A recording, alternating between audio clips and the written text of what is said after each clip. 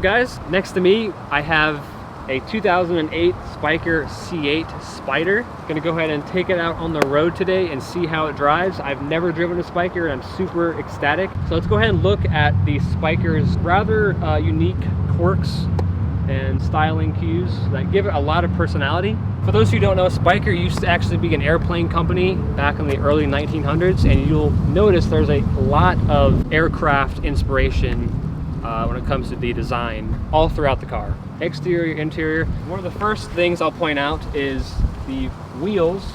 Probably my favorite wheel design on any car, I want to say. They clearly resemble airplane propellers. I also just love how many holes and gaps this car has. All these vents on the side here really add to the exotic look of everything. Even on the logo, it does resemble an airplane propeller.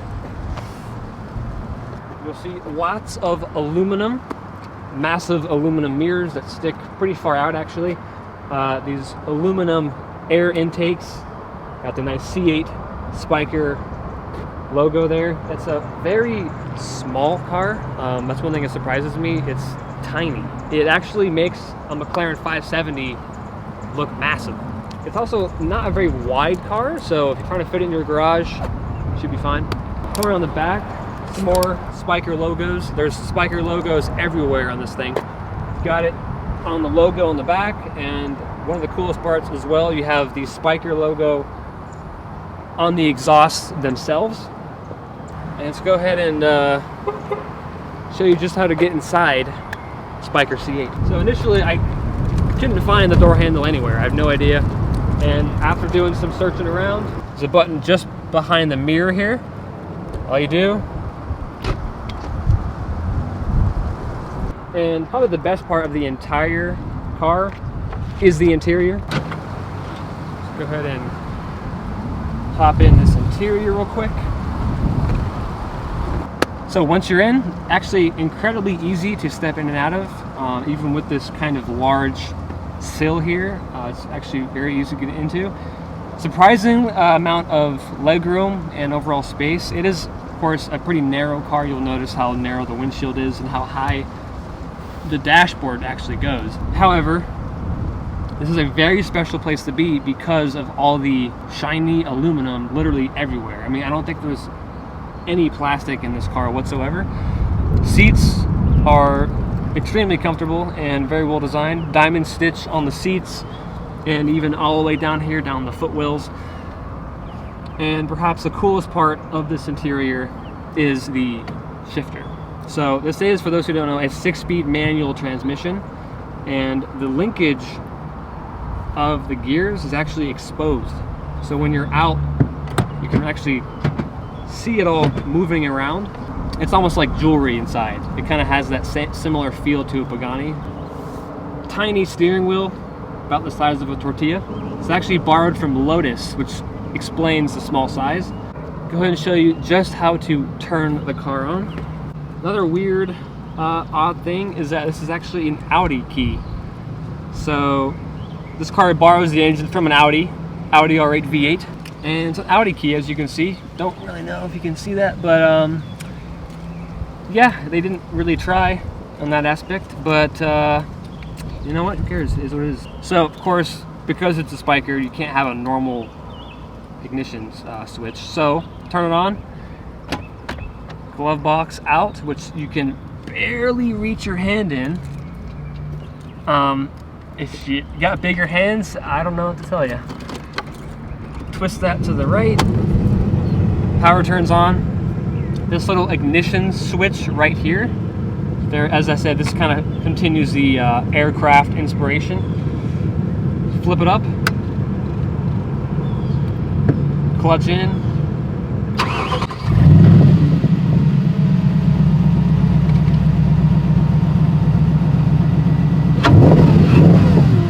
one more thing I might add is it actually borrows the taillights from a Lamborghini Diablo. So this car does quite a lot of borrowing, but I don't think that really downgrades the car in any way. I think it really carries a lot of its own unique personality and design features, especially with the interior, but honestly even the exterior doesn't look like any other car I've ever seen. So let's go ahead and take it out for a drive. This car gets a ton of attention. And I do apologize for the likely wind noise, as this is a convertible. Everyone's just looking at it, no one knows what it is. And that's what makes it so special and unique, is because it's such a rare car. And this yellow color, this yellow exterior, is also a very rare color for this car. I've never seen the yellow Spyker in my life. This car will do 0 to 60 in just over 4 seconds. Top speed, 186.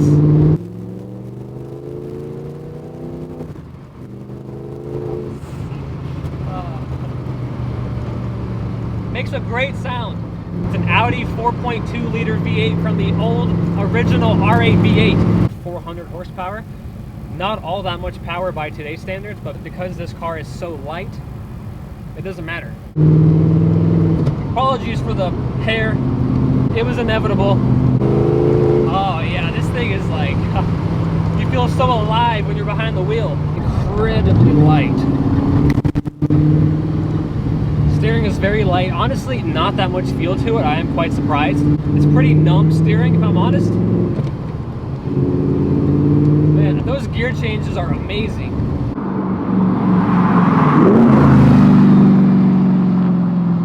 This car is just over 700 miles on it, and it's 13 years old, so I'm trying to be careful, not trying to drive it too long or too far. Downshifts are pretty easy. Also, the turn signal is just this pure aluminum stock. I'll tell you what, though, brakes are kind of, I don't know, but I mean, they're brakes, but not the best feeling brakes, if I'm honest.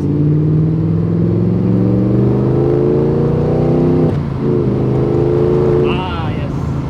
The clutch pedal is pretty light, kind of like a weird, awkward angle, but it's not that hard to get used to. Everything in here is very bespoke, very shiny. These seats are very comfortable. In fact, for a skinnier person like me, they're perfect. And they have yellow diamond stitching.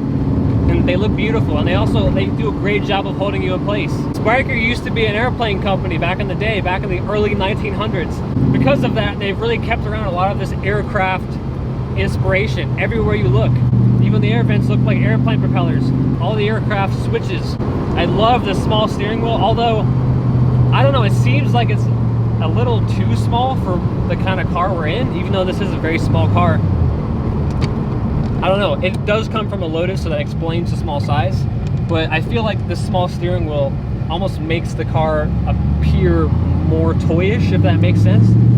But it's fine. I like it. Overall visibility from the front and the side, actually really good. From the back, not good at all.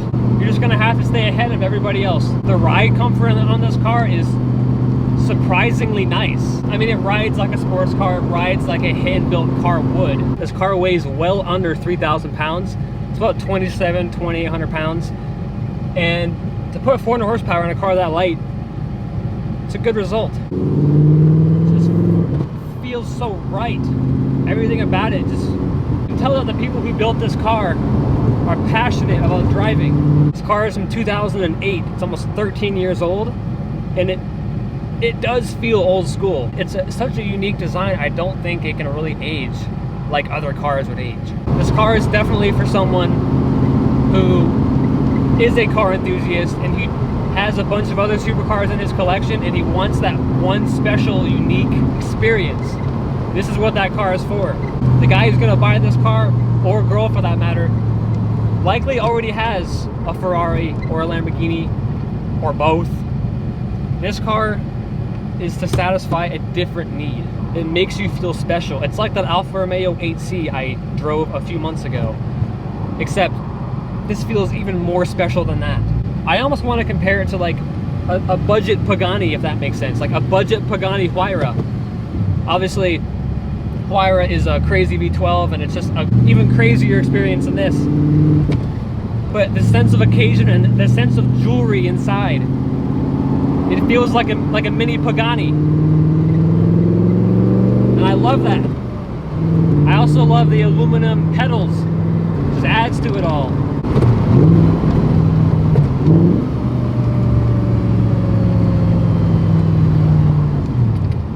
Yeah, the brakes are kind of spongy, I'm not gonna lie.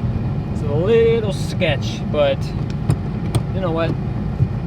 This car is not meant for the track. It's not a track car.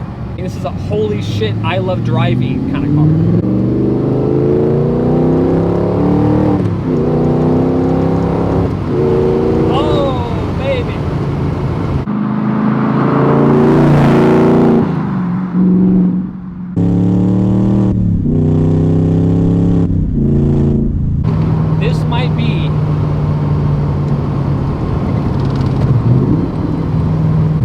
Favorite driving experience of all time.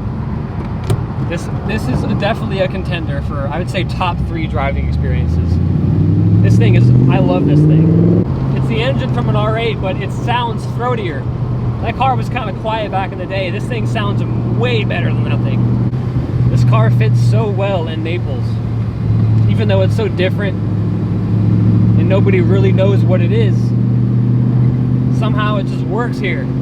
Steering is very precise, but it is pretty light and honestly kind of lacks of any kind of feel. But with that said, that does not take away from the experience that I'm having right now in this thing.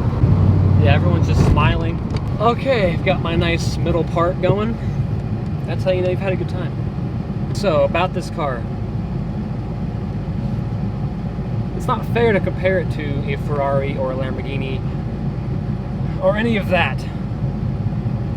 It's all on its own. It's in its own unique category, and you can really feel that when you're driving. I've never driven a car that is so obviously and blatantly different than this.